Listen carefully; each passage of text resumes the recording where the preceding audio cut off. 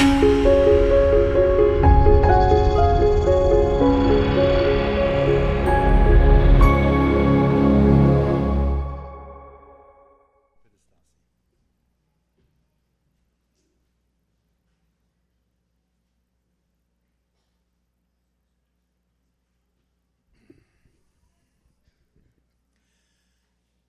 cordial boa noite para todos vocês. É um prazer estar com vocês. Foi muito lindo ouvir o volume das vozes cantando. Deve ser lindo no céu, né? Quando milhões e milhões vão erguer as vozes para louvar Deus de eternidade a eternidade.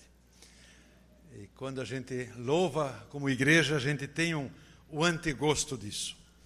Talvez só algumas coisinhas pessoais para vocês poderem se imaginar. Eu fui, por quase 20 anos, pastor de igrejas luteranas em Santa Catarina.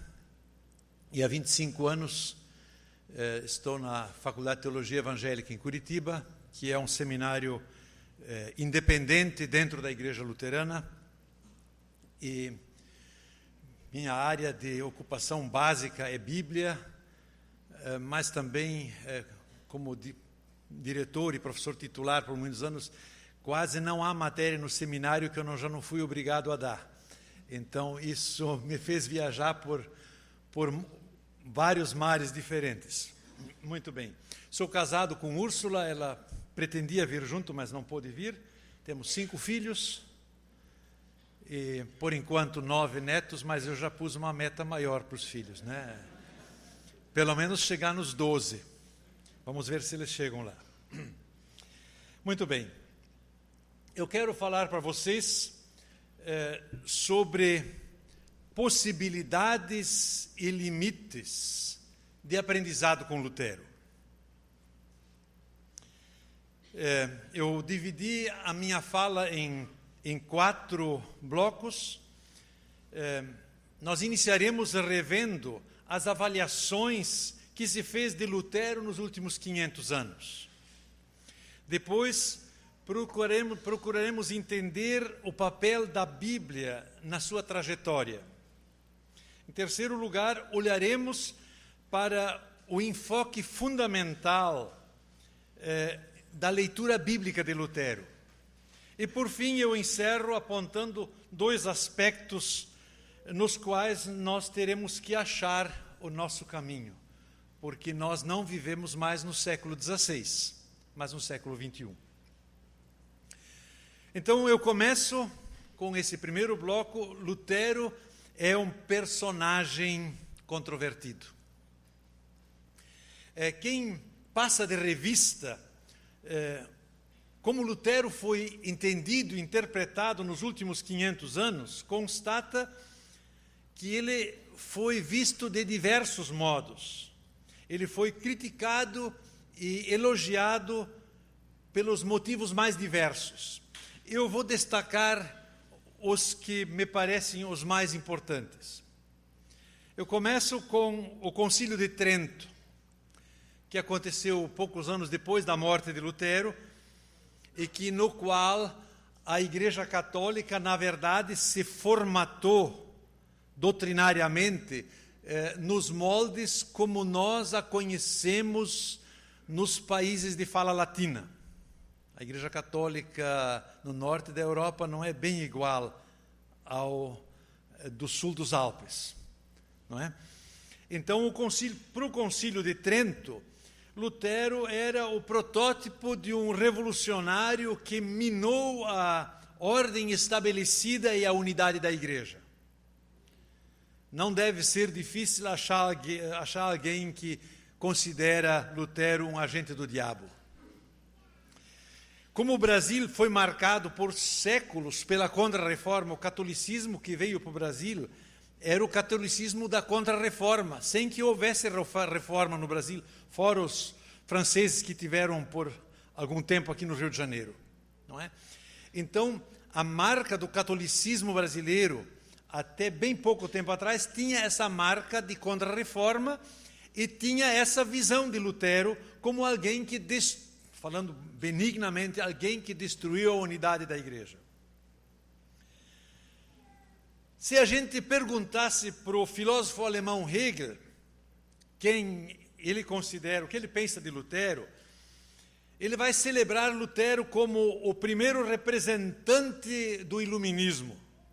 Nas suas aulas sobre história da filosofia, ele retratou Lutero como alguém no limiar da modernidade, por causa da sua da clareza impressionante de suas ideias e do seu engajamento corajoso. Ele vê em Lutero vivenciando o princípio da subjetividade, que teve a coragem de libertar o pensamento humano das garras do aristotelismo e da subserviência à Igreja. Se nós olharmos para o chanceler alemão Bismarck foi o chanceler prussiano que na verdade criou a Alemanha. Porque até 1870, a Alemanha era um conjunto de quase 300 estadozinhos independentes. E ele agregou isso, não conseguiu incluir a Áustria, mas o resto ele juntou num país e que de saída se tornou uma potência. E o fator agregador da Alemanha foi a identidade étnica. E essa identidade cultural e étnica, ela gerou uma ideologia que a gente chama de pan-germanismo, não é? do conjunto de ideias da Alemanha. E por que no pensamento da Alemanha recém-criada, Lutero foi um herói? Porque ele, com sua genial tradução da Bíblia, na verdade, criou a língua alemã culta. Assim como a Alemanha era picotada em estadozinhos pequenos, cada um falava o seu dialeto. E os dialetos são tão distintos que eu que aprendi de criança a falar, entender o dialeto da Alemanha Central, se eu vou no norte da Alemanha não entendo uma palavra. Então todo mundo aprendeu, ou se eu vou bem ao sul da Alemanha, vou para Basileia, na Suíça, eu também não entendo nada. Então Lutero criou uma língua, pela tradução da Bíblia, uma língua comum para toda essa região. Então, dentro desse contexto nacionalista alemão, Lutero foi considerado um herói com as qualidades do alemão ideal, um cara que tinha garra, que tinha moral e que tinha disciplina. Agora, se você perguntar aos nossos historiadores marxistas, né, praticamente aos nossos cursos de história, pelo Ocidente inteiro, nos últimos 30 anos, navegam em mares marxistas, em ideologia marxista. Eles vão dizer que Lutero foi um reacionário subserviente dos príncipes. Por que eles dizem isso? Por causa da Guerra dos Camponeses. Na verdade, por todo o século XV, quer dizer, 100 anos antes de Lutero, houve por toda a Europa Central revoltas de agricultores contra os fidalgos donos das terras. Mas com a reforma, e especialmente fomentado por dois pregadores da reforma, Thomas Müntzer e Karlstadt, a revolta dos camponeses se tornou um fenômeno generalizado em 1524, 1525, por todo o sul da Alemanha. E Lutero, no processo dessa guerra, teve um papel dúbio, ou ambivalente. No início, ele disse, os agricultores, com a ajuda de Thomas Müntzer, elaboraram 12 tópicos que eles queriam ver reformados. E Lutero comentou num escrito dele que essas exigências não eram descabidas. Quando esse livreto saiu, os agricultores se encorajaram e começaram matanças, assaltaram conventos, que muitas vezes eram proprietários de grandes terras, e mataram todos os monges e as freiras. Então a carnificina começou, e quando ela estava em andamento, Lutero escreveu um outro livreto chamando os príncipes a criar ordem. Mais ou menos que nem ontem em Brasília chamaram o exército, né? Ainda bem que recolheram. Mas nesse processo, então, E aí os príncipes aproveitaram e massacraram em Mühlhausen dezenas de agricultores. Então, por causa desse papel ambivalente, a historiografia marxista viu em Lutero um subserviente dos príncipes.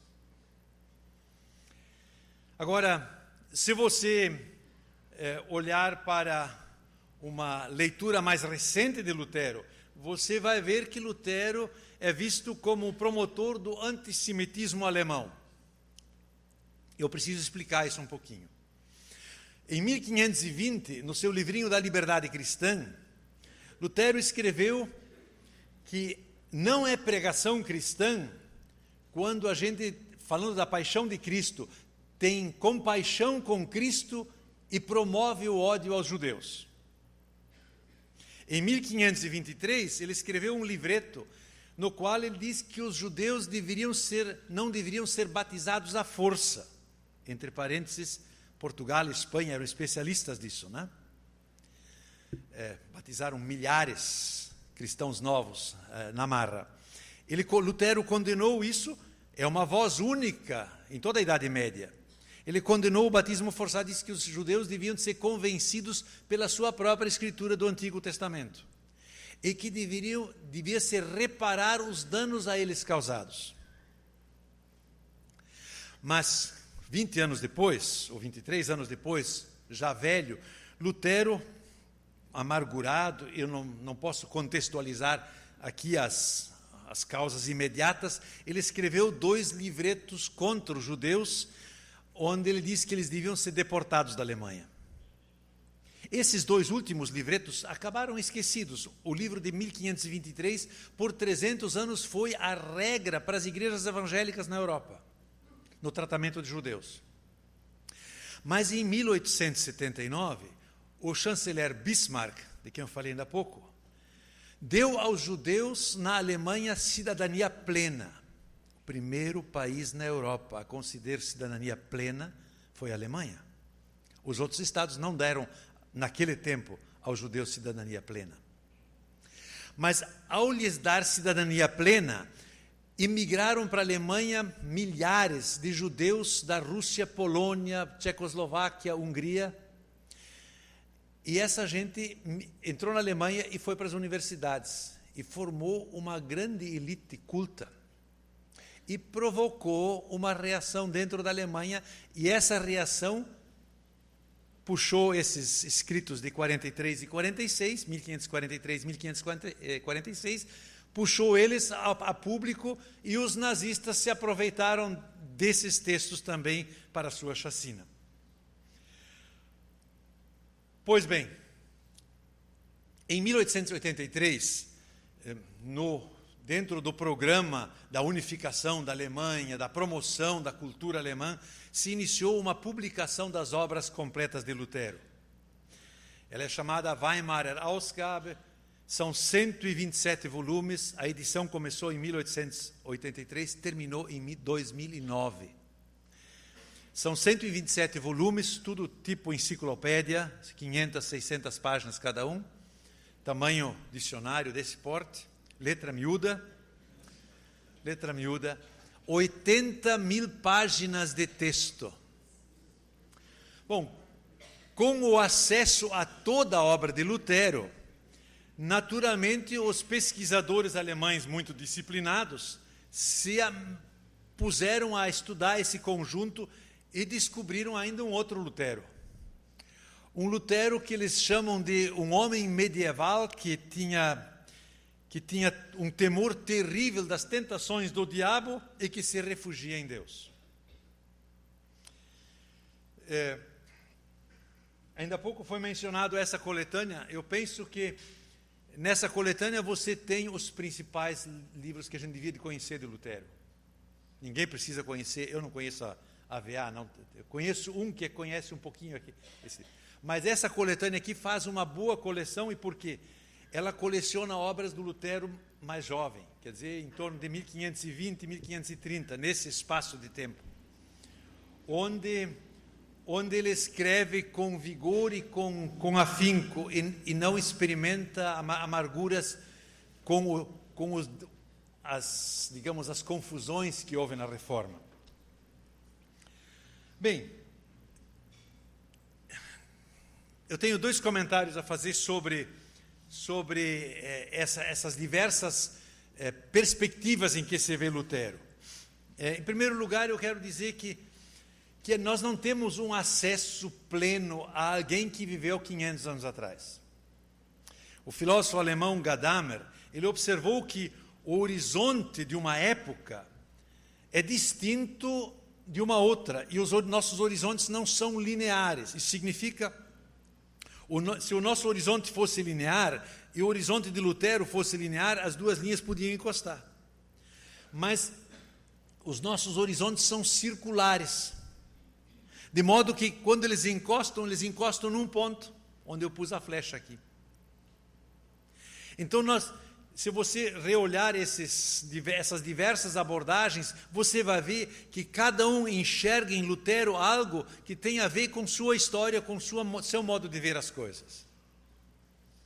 É muito interessante que você acha muito pouca gente na academia que olha Lutero a partir da Bíblia, porque isso é a ferramenta dele. O segundo comentário que eu queria fazer sobre essas diversas perspectivas de Lutero, é óbvio que todos eles têm um pedaço de verdade. Mas é bom a gente colocar e contrapor a isso o que Lutero pensava de si mesmo. Ele escreve, quando as pessoas começaram a se chamar de luteranos, ele escreve assim: antes de tudo peço, descartem o meu nome e não se chamem de luteranos, mas de cristãos. Quem é Lutero? A doutrina não é minha, nem fui crucificado por ninguém. Paulo não admitia que cristãos se chamassem de paulinos ou petrinos, mas sim de cristãos. Como eu, pobre e fedorento saco de vermes, poderia chegar a que com o meu nome maldito se designasse os filhos de Cristo? Não façam isso, meus amigos. Eu fiz uma busca, eu tenho uma coletânea de obras de Lutero eletrônica, eu fiz uma busca dessa expressão saco de vermes. Apareceu umas 50 vezes nos 10 volumes que eu tenho. Lutero gostava de usar essa expressão em relação a si. Ainda há pouco já foi mencionado que o Cavaco faz uma boa dissertação sobre que nós somos piores do que nós imaginamos. E Lutero não se iludia a respeito de si mesmo.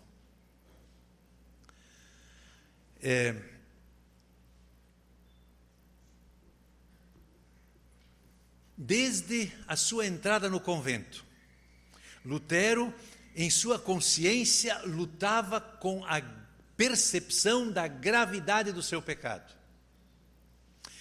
Isso para nós parece uma coisa estranha. Por quê?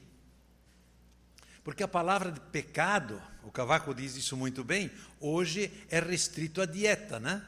Você está fazendo algum regime, o médico lhe proibiu comer alguma coisa e você come a sobremesa doce e diz: hoje eu pequei.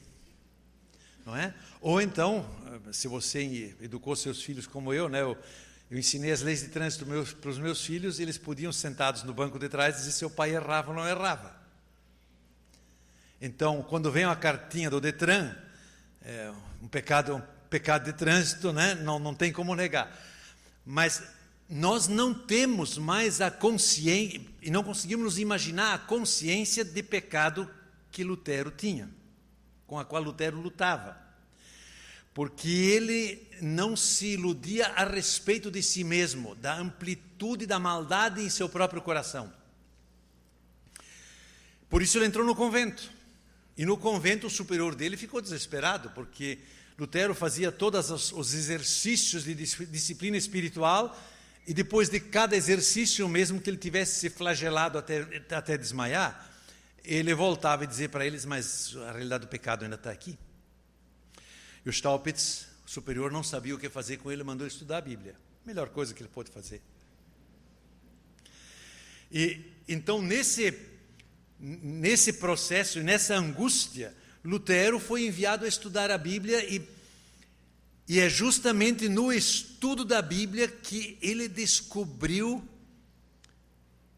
a esperança para alguém que é pecador, que sabe que nele mesmo não habita bem algum.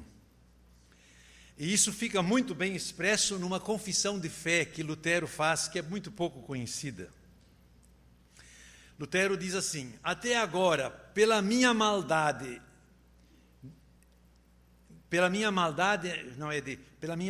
e fraqueza congênitas, fui incapaz de fazer jus às exigências de Deus.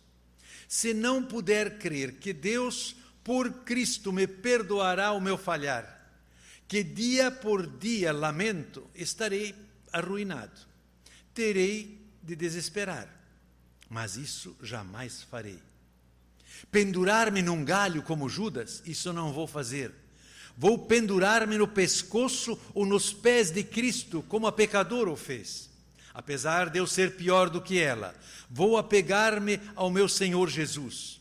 No dia do juízo final, ele dirá a Deus, o Pai: esse penduricalho também vai ter que passar.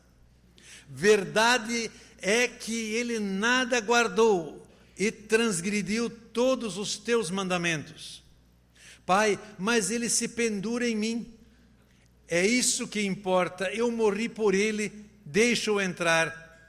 Esta será a minha fé. Amém? Amém. Vocês percebem, e o Cavaco explica isso muito bem, na medida que você diminui a percepção do seu pecado, você diminui a Cristo.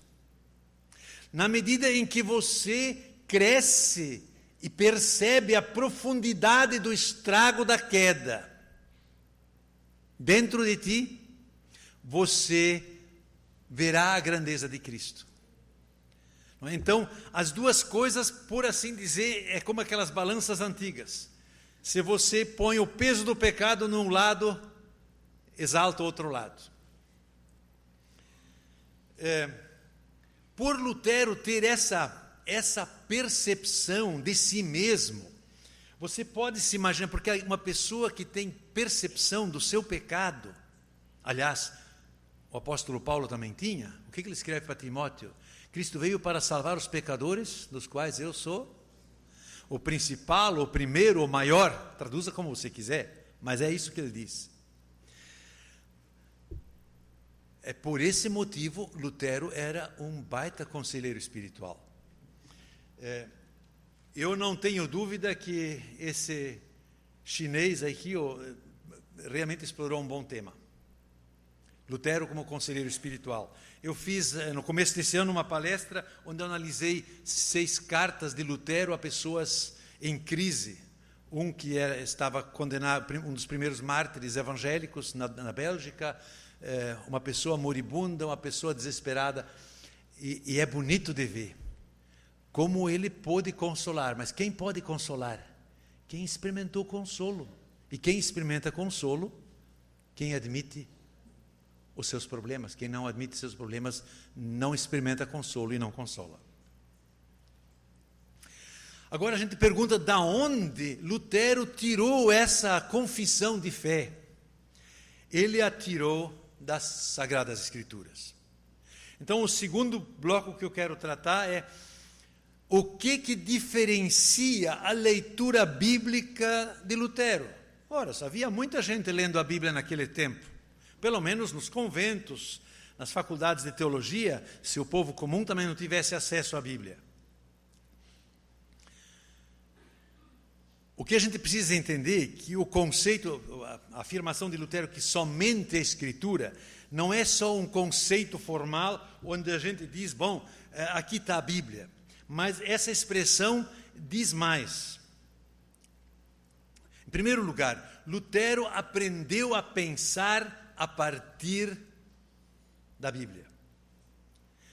Como ele era uma pessoa realmente inteligente, capaz, ele tinha percebido que todos os caminhos do seu pensar, da lógica humana, o levavam para um beco sem saída.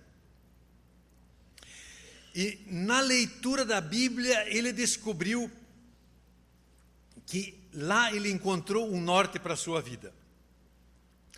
É impressionante como ele, em 1521, quando ele foi levado à presença do imperador Carlos V, em Worms, no parlamento alemão, ele no final, no segundo dia, ele teve que dar uma fala breve, uma resposta breve da sua posição.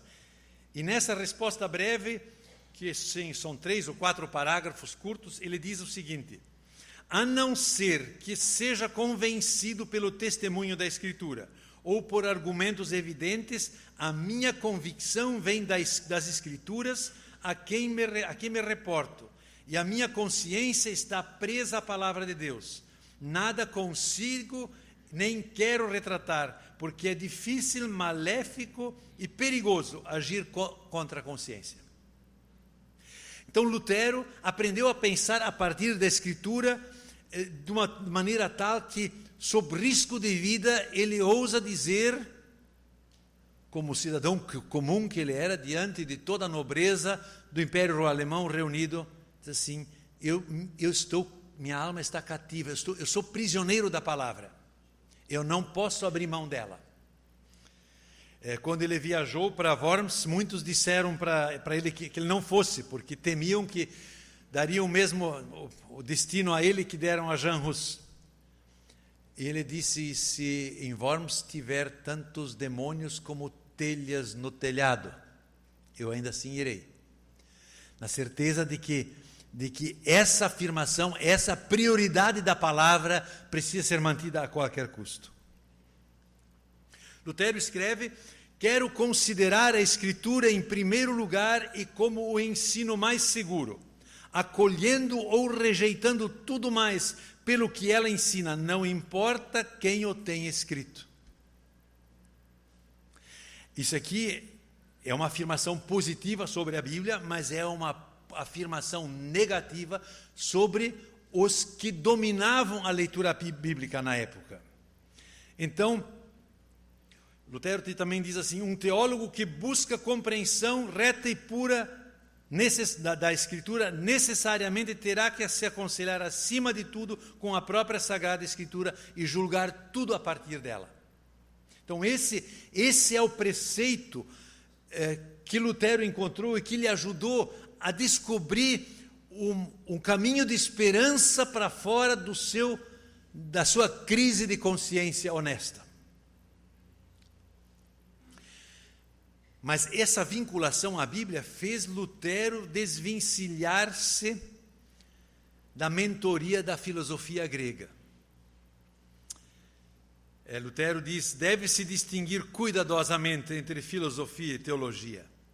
A dialética, quer dizer, o raciocínio lógico, é um exercício útil para a mente dos jovens, mas na Escritura, onde valem apenas a fé e a iluminação do alto, todo raciocínio humano deve ficar de fora. Lutero descobriu que a Bíblia tem outra lógica do que as nossas lógicas humanas. Concretamente, no tempo de Lutero, isso significava a Bíblia tem outra lógica do que o filósofo Aristóteles e Platão. Não é? Lutero rejeita ler a Bíblia pelas lentes do deísmo dos filósofos. Um filósofo pode falar de Deus, mas é um Deus distante, que criou o universo lá. Aliás, o Espiritismo pensa assim de Deus. Mas a Bíblia fala de um Deus pessoal que se relaciona conosco. A filosofia tem uma antropologia. A filosofia grega pensava de modo muito elevado do ser humano, da sua capacidade. A Bíblia fala da pecaminosidade do ser humano, não é a mesma antropologia. E por fim, a filosofia grega fazia distinção entre matéria e espírito, valorizando o espírito, desprezando a matéria. A Bíblia fala que Deus criou tudo, de modo que não nos cabe essa dicotomia entre espírito e matéria. Então, a teologia medieval, ela fazia média entre a revelação bíblica e a compreensão dos filósofos de Deus, abrandava o entendimento da pecaminosidade humana e assimilou a dicotomia entre mundo físico e espiritual. A gente pode dizer sem errar que Lutero foi o primeiro a perceber que havia uma profunda diferença entre a cultura greco-romana e a Bíblia. Isso hoje é um bem comum para qualquer especialista de Bíblia. Por exemplo, para o grego o importante é a ideia. Jesus não disse eu sou a ideia, eu sou o caminho. Para o israelita, para o pensamento hebreu, o caminho é importante. Então, essa diferença Lutero começou a discernir, e isso lhe fez descartar a tutoria, a mentoria da filosofia para a leitura bíblica.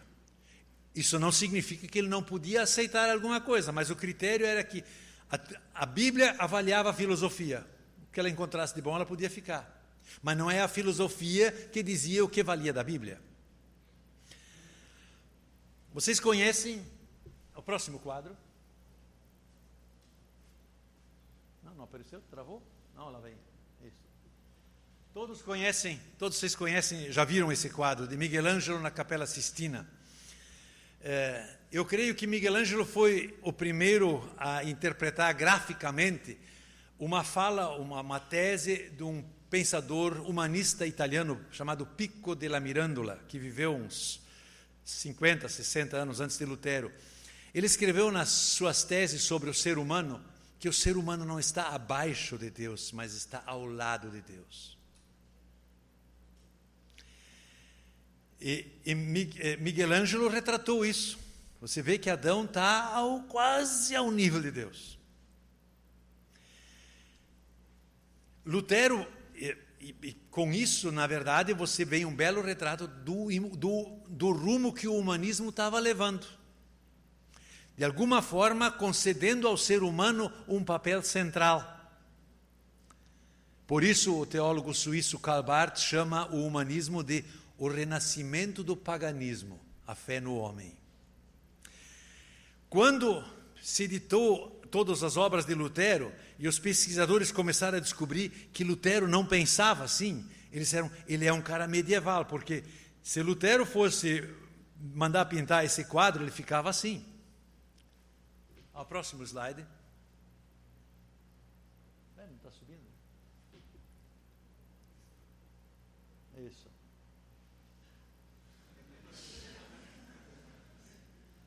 Para Lutero, não é questão que Lutero é alguém medieval. É verdade que a Idade Média pensava assim. Mas Lutero diz, não, eu não posso abrir mão da diferença entre criador e criatura. Porque no momento que eu coloco... Qual foi o motivo da queda de Adão e Eva? A serpente não disse, como Deus sereis? E qual é a nossa grande tentação? Nós queremos ser como Deus. E a visão bíblica é essa: Deus é Senhor e nós estamos abaixo dele. Não tem como mudar essa posição. É por isso que muitos intérpretes modernos de Lutero o consideram um homem medieval. Não, ele é um homem bíblico.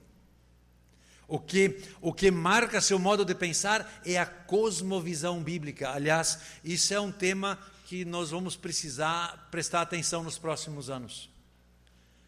Porque nós temos que aprender a distinguir entre o que é a cosmovisão, como é que o mundo se enxerga e como é que a Bíblia nos ensina a enxergar o mundo. Vai ser uma tarefa desafiadora nós fazermos isso.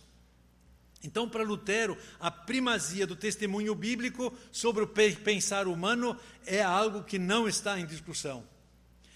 E para Lutero, a submissão à palavra bíblica e a cosmovisão que ela implica.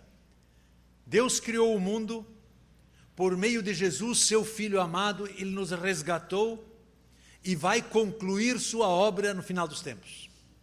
Esse grande cenário que a Bíblia descreve, isso é a cosmovisão na qual Lutero aprendeu a se encaixar e da qual ele aprendeu. Bom, disso resulta uma pergunta incômoda para nós hoje. As filosofias vigentes em nossa época determinam a nossa leitura bíblica ou a nossa leitura bíblica avalia e determina o nosso modo de pensar?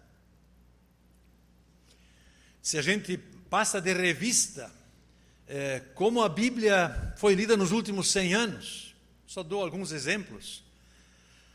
A teologia liberal do começo do século passado lia a Bíblia aos olhos de Kant.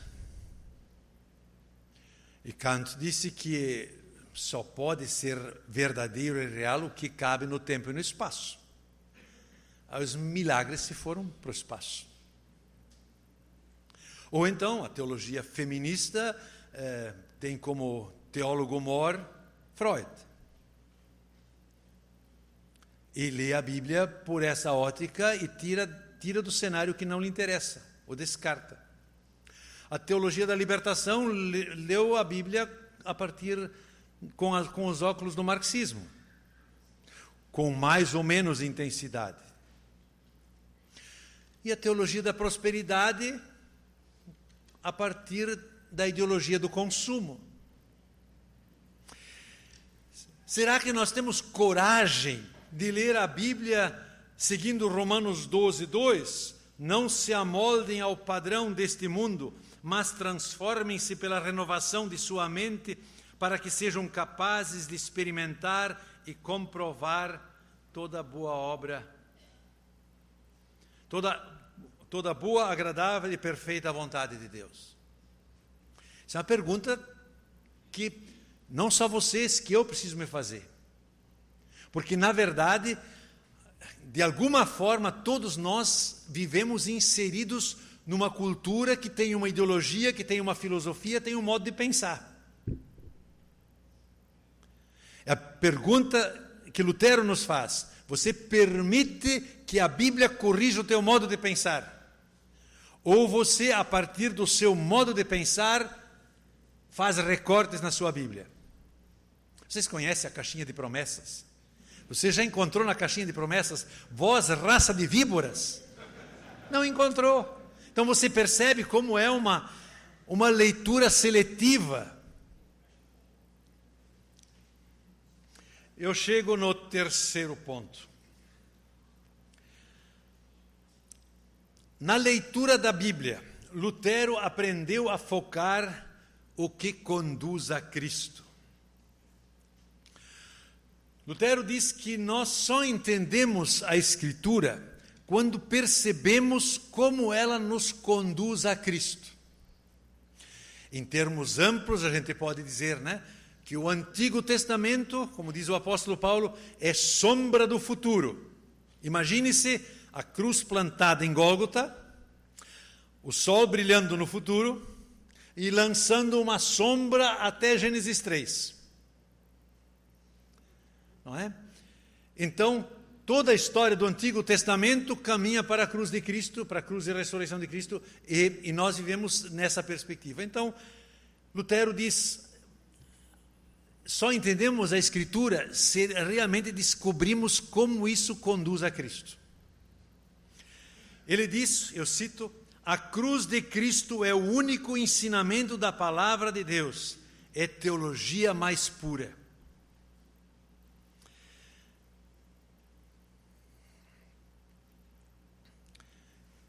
O próximo quadro.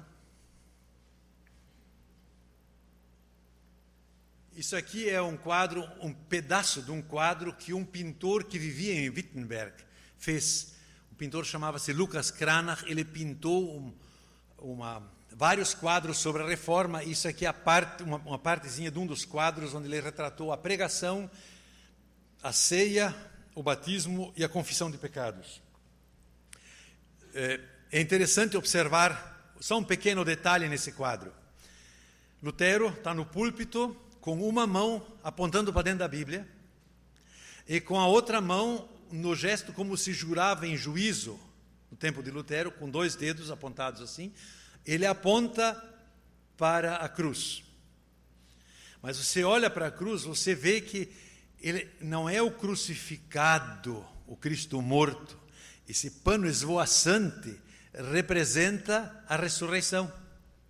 Quer dizer, a pregação da Escritura legítima é aquela que aponta para o Cristo que a Escritura testemunha. E Lutero diz: quem não tem, nem quer ter reta e puramente a Cristo, o Filho de Deus, deve deixar a Bíblia em paz. E ele continua: isso aconselho a você, pois certamente se arruinará, e quanto mais estudar, mais cego e louco ficará. Se você não procurar Cristo na Escritura, se você não permitir que a Escritura lhe fale e lhe ensine de Cristo, você vai morrer na praia. Agora, conduzir a Cristo, a Escritura conduz a Cristo, não ao Cristo que eu me imagino, mas ao Cristo que ela testemunha. O Cristo da teologia da libertação, da teologia da prosperidade, de alguma forma, é um office boy que vai arranjar as coisas que eu quero. O Cristo da teologia da libertação é um revolucionário social. Isso são cristos imaginários nossos. Como o Lutero de Hegel era um Lutero imaginário, de Hegel. Não. O Cristo ao qual a Escritura conduz é o Cristo que a Escritura testemunha, vero Deus e vero homem, que morreu pelos nossos pecados e ressuscitou por nós. Lutero chega a escrever: jamais quis ter um outro pensamento do que este. A ressurreição aconteceu para mim. Como é que Lutero descobriu isso?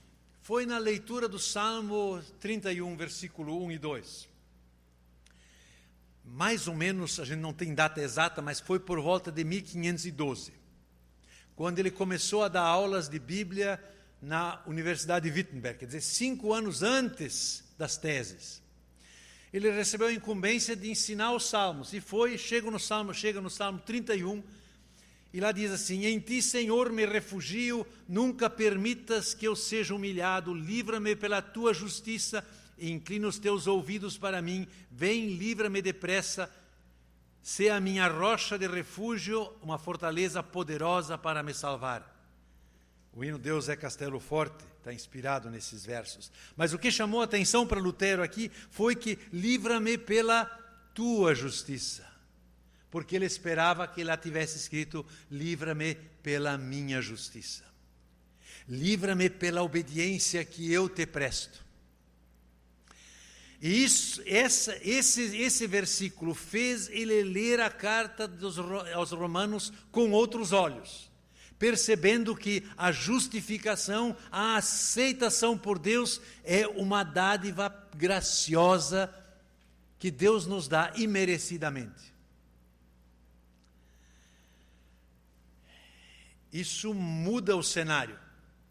Então, essa descoberta de que na palavra de Deus, Deus graciosamente faz e ela anuncia que Deus fez tudo pela nossa redenção em Cristo Jesus. Como é que essa redenção acontece? Esse aprendizado acontece, de ser conduzido a Cristo. Lutero distingue dois passos. O primeiro passo, ele diz: a lei diagnostica a doença, o Evangelho concede o remédio. Se você lê nesse livro aqui, tá, da Liberdade Cristã, está aqui dentro, é um livreto de umas 30 páginas, nem dá isso. Ele descreve, no primeiro passo, diz assim: a primeira função da palavra de Deus é ser como um raio em noite escura, que ilumina toda a nossa vida e revela todo o pecado. Então, a função da palavra de Deus como lei é de apontar para o nosso pecado. Isso você vai encontrar nos 10 mandamentos, mas também vai encontrar no Sermão do Monte. Quem acha que os 10 mandamentos não lhe pegam, leia o Sermão do Monte com honestidade e verá que o Senhor o flagra. Então, a primeira função, por que essa primeira função?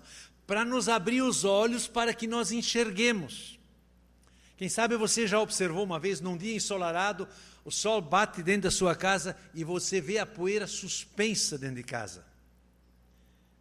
Não é? Assim, a lei de Deus, a palavra de Deus como lei, ilumina a nossa realidade e nós reconhecemos o nosso pecado. Quem reconhece o pecado só tem duas opções, ou nega ou se arrepende. E quem se arrepende, para esse, a palavra de Deus, a segunda dimensão da palavra de Deus é a promessa de Deus, eu te ajudo. A parábola do filho pródigo nos ilustra isso de maneira maravilhosa. Pois bem, então, a palavra de Deus conduz a Cristo, levando-nos pela lei, nos levando ao reconhecimento do pecado. E pela promessa, pela obra de Cristo, nos faz aceitar o presente da salvação. Nesse processo acontece uma permuta maravilhosa. É que quando nós reconhecemos o nosso pecado e Cristo nos oferece a sua graça, nós entregamos o nosso pecado para Ele e recebemos a sua santidade. Essa é a obra, é nesse sentido que a Escritura nos conduz a Cristo. Quero fazer 2 questionamentos que Lutero nos faz a partir da sua leitura bíblica. A primeira, próximo slide. A primeira pergunta: em Cristo ainda pode haver distinções? Eu, lamentavelmente, não encontrei nenhum retrato protestante para isso, então eu peguei alguns cardeais aqui. Mas não é para ser anticatolicismo, não, né? Já que eles cederam estacionamento para nós aqui.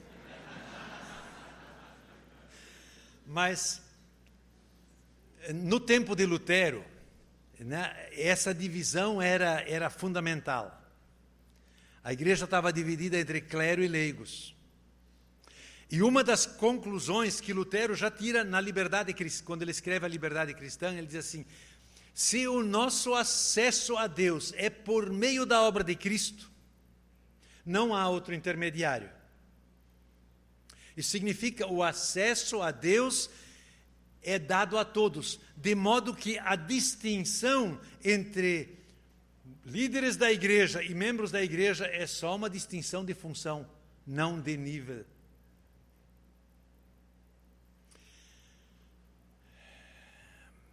Eu estou convencido que meu pai tem razão quando ele diz o principal motivo pelo qual a Igreja Católica combateu Lutero foi por causa disso. Porque o clero se sentiu ameaçado na sua posição superior. Mas eu devo acrescentar mais alguma coisa aqui. Diz assim: a minha pergunta e o meu grande questionamento é se as igrejas evangélicas aprenderam o que Lutero ensinou sobre o sacerdócio geral dos crentes. É claro que nós não fazemos mais a distinção entre clero e leigos, nós fizemos entre reverendos e não reverendos, entre ungidos e não ungidos. Eu me tornei pastor numa pequena igreja do interior. Eu não sei o que o meu antecessor fez, mas em todo caso o pessoal chegava lá em casa e tirava o sapato. Era terrível. Eu disse: eu vou curar vocês. Toda vez que eu visitava um membro da igreja, eu tirava o sapato. O pessoal berrava, disse: não tem, você chegou lá em casa, tirou o sapato, tira aqui também. Depois de 8 anos, eles entravam lá em casa, eu na geladeira pegava as coisas que queriam. Não tinha crise. Às vezes também punham a galinha na geladeira, não reclamo. Mas qual é a solidão de pastores nas igrejas? Quando você se coloca num patamar acima dos outros, você está sozinho. Você não tem mais irmãos. Eu sou grato no meu ministério que eu tive alguns agricultores pé de chinelo que me deram um baita puxão de orelha. Vou mencionar um. Primeiro culto que eu dei naquela igrejinha bem no interior, ninguém me convidou para o almoço, todo mundo tinha medo do pastor. Mas um senhor ficou lá, me convidou para o almoço e prometeu que ele ia orar pelo meu ministério. Eu não sei se ainda está vivo. Se tiver, eu sei que ele está fazendo isso. Mesmo que não saibam por onde eu ando. Mas um dia eu cheguei na rodoviária de Rio do Sul para comprar uma passagem de ônibus. Eu estava num dia péssimo. Ele estava sentado no fim do corredor, me reconheceu e gritou lá do fim do corredor: "Ô, pastor Martin, como é que vai sua fé em Jesus?"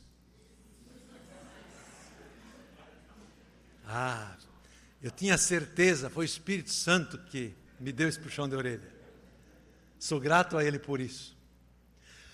Mas quando você não sobe em patamar, isso não significa que eu não sou pastor, que eu não tenho tarefa, que eu não tenho função. Mas qualquer criancinha da escola dominical está no mesmo chão perante Deus do que eu estou. As igrejas evangélicas que não aprenderem a lição do sacerdócio geral dos crentes vão desaparecer do mapa.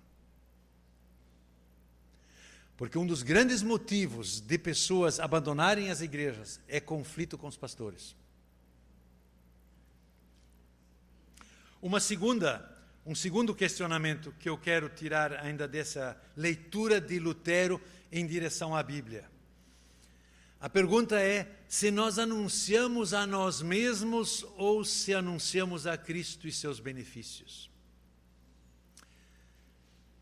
Hoje é quinta-feira, não é? Os mais velhos talvez devem lembrar que dia é hoje. Dia de Ascensão.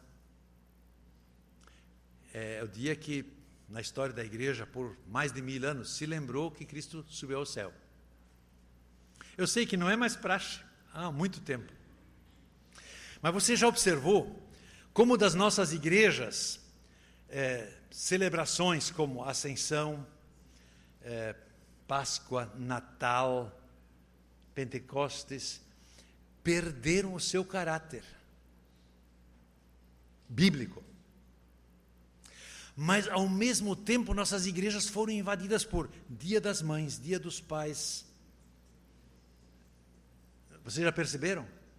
Mas quem é celebrado no Dia das Mães? Quem é celebrado no Dia das Pais? Então a pergunta que Lutero faz para nós anunciamos a nós mesmos ou nós anunciamos a Cristo? Eu retratei isso numa mangueira que rega um jardim. Uma mangueira que não ficar molhada por dentro não vai regar jardim algum.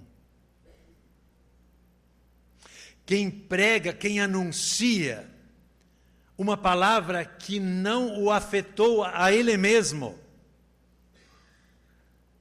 pode fazer belos discursos, pode fazer grandes movimentos, mas não vai redimir almas para o reino de Deus. E por fim, ainda minhas observações finais. Qual é o nosso desafio? Nós vivemos num outro tempo do que Lutero. Um exemplo bem simples. No tempo de Lutero, a Bíblia era autoridade, inclusive para os católicos. Dizer está escrito era um argumento. No nosso tempo, dizer está escrito nem sempre é argumento dentro das igrejas, que dirá fora.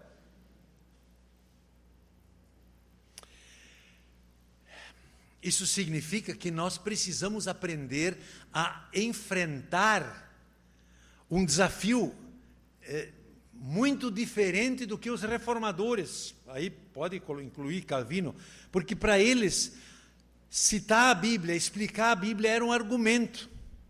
As pessoas tinham consciência do seu pecado, aguardavam a palavra.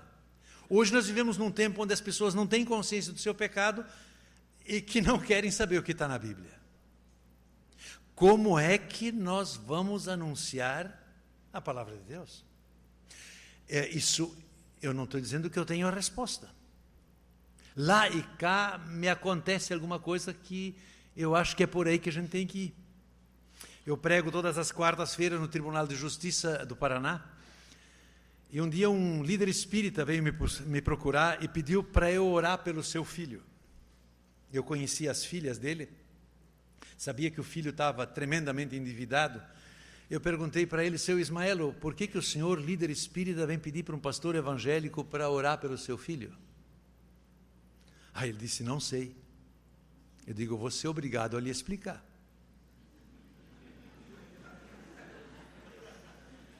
Ele disse, pois não.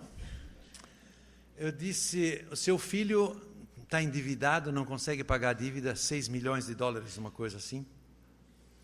Ele foi vítima do câmbio em 1999, acho que foi, onde o real desvalorou, a nossa moeda desvalorou 30% de um dia para o outro. Ele tinha importado um lote de BMWs, recebeu em reais e tinha que pagar em marcos alemães, e não conseguiu. Tentou suicídio algumas vezes. Ele diz assim, o seu filho está endividado, e o que sua religião diz? Sua religião diz, larga a mão dele porque ele tem que pagar seu karma. Mas o seu coração de pai se dói com essa resposta. Dentro do seu coração tem uma luta entre o seu coração de pai que ama o filho e sua religião que diz, ele tem que pagar seu karma. Foi isso que o senhor disse para sua esposa quando ela estava morrendo. Porque eu acompanhei ela. Aí ele disse, de fato, para o meu filho, só a religião evangélica faz diferença. Eu disse para ele, não, para o seu filho não, para o senhor também. Eu continuo espírita, diz ele. Anos depois, ele participou de uma celebração de Natal que eu fiz.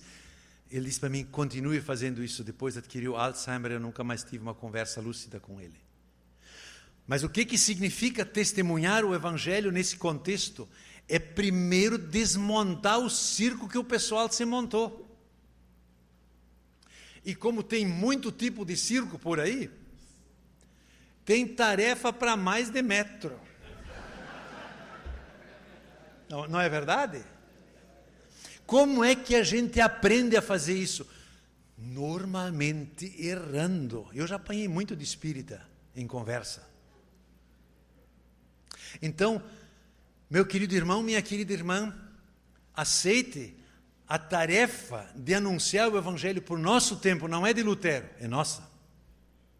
E nós vamos ter que aprender a fazer isso. Eu falei da cosmovisão, no próximo slide.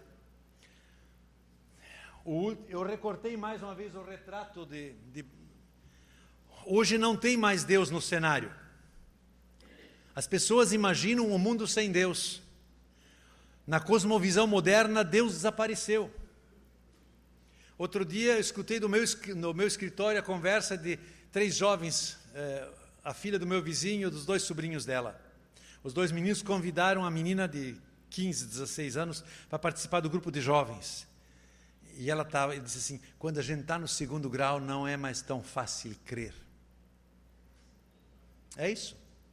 Aonde as igrejas evangélicas perdem a maioria dos seus jovens? Na universidade. Porque nós não os capacitamos a questionar e a refletir sobre a cosmovisão que os cerca. Como é que eu vivo da cosmovisão bíblica num contexto em que Deus não tem lugar? Então isso é um desafio, não é? É um desafio. O que sobra por ser humano que está só, que está sem Deus? Ele acaba crendo em si.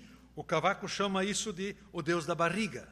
Aliás, o Cavaco, esse autor aqui, é batista, mas é bem luterano. Tem um estilo provocador como o de Lutero. Eu li com gosto esse livro. Eu acho que é a mais simples introdução sobre Lutero que eu já vi. Então, você não perde a viagem, vai ler como um romance. Mas se o ser humano está só, o que sobra? Sobra o Deus da barriga, sobra ele ser Deus. Então nós temos que aprender a conversar sobre a cosmovisão que nos cerca e aprender a interagir nesse contexto, com sabedoria e com propriedade. Outro dia meu filho me falou de um mestrando que ele tem na universidade, crente, querido, mas chato. Só sabe dar bibliada nas pessoas. Não. Eu penso que nós temos que fazer como podemos aprender com Santo Agostinho. Santo Agostinho foi o último grande teólogo que viveu num tempo onde a maioria não era cristã. Os filósofos consideram ele um filósofo. Ele argumentava pela razão até encurralar o cara num canto que ele não podia escapar. E daí ele trazia a palavra bíblica. É isso que nós temos que aprender a fazer. E por último, eu creio que um assunto que fica pendente do tempo da Reforma é a relação entre fé e amor. Vocês talvez não saibam, mas quando Lutero traduziu Romanos 3:28, ele acrescentou uma palavrinha ao texto bíblico. Eu leio o texto, né? Pois sustentamos que o homem é justificado pela fé independente da obediência da lei. E Lutero incluiu a palavrinha somente, né? O homem é justificado somente pela fé. Pois outro dia perguntaram ao Papa Bento XVI o que ele achava desse acréscimo de Lutero. E o Bento XVI deu uma resposta muito boa. Ele disse: se a fé inclui o amor, então Lutero estava certo. Se exclui o amor, ele estava errado. Concordo com Bento XVI, e se Lutero fosse vivo, ele ia concordar também. Porque se você lê o livrinho da Liberdade Cristã, os últimos 10 capítulos falam do amor e da obediência. Qual era o problema de Lutero? Lutero achava que se alguém crê de verdade, ele automaticamente, por si, por gratidão, vai fazer o bem. O que fez Lutero ficar amargo quando ele percebeu, apesar de ele pregar todas as noites na igreja em Wittenberg. Eles tinham missa com pregação toda noite. E por isso nós temos tantos volumes de prédicas de Lutero, porque ele ia lá, abria a Bíblia e explicava ela. Ele via tão pouca mudança de vida. Calvino viveu uns 20 anos depois. Ele já enfatizou a questão da obediência. Os metodistas são até um pouquinho mais disciplinados ainda, né? Na ênfase na disciplina, no método, né? Claro que, qual é o problema dos luteranos? Quando você diz, não, a obediência tem que ser automática, tem que nascer por si, você fica um liberal relaxado. Qual é o problema quando você enfatiza a obediência? Você se torna um legalista. E às vezes o legalismo cristão é notícia dos grandes jornais, né? Eu li hoje na BBC que nos Estados Unidos, num colégio de 2º grau, uma moça de 18 anos ficou grávida. E ela decidiu não fazer o aborto. E o colégio cristão não permitiu que ela participasse da formatura porque ela envergonhou a sua classe.